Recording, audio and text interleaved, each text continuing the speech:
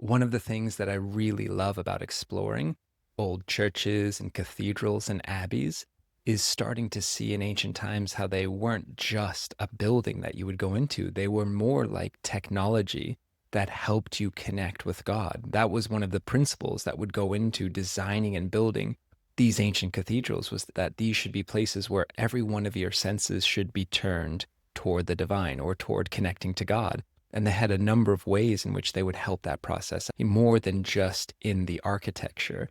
So when we look at churches and cathedrals today, we look at them as very cold, right? Lifeless, without color, very bland.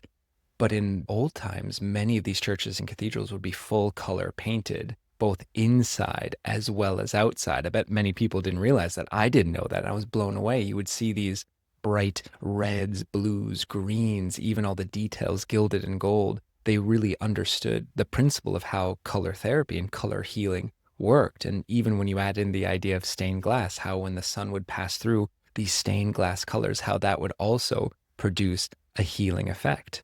And they also felt all of your other senses should also be stimulated, where they would have in many of the chapels and places within the church, music playing 24 hours a day, incense burning 24 hours a day.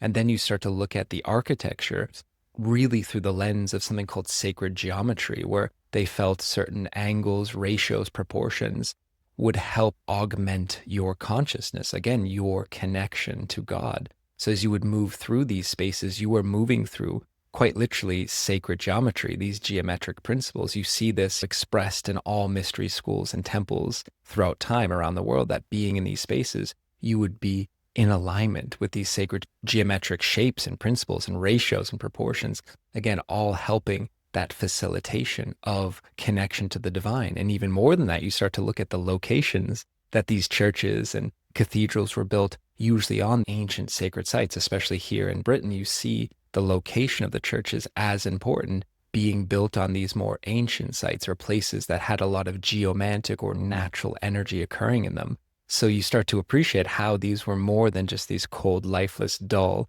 places. They were alive, and they were designed to be alive and to help you have a spiritual experience just by going inside them.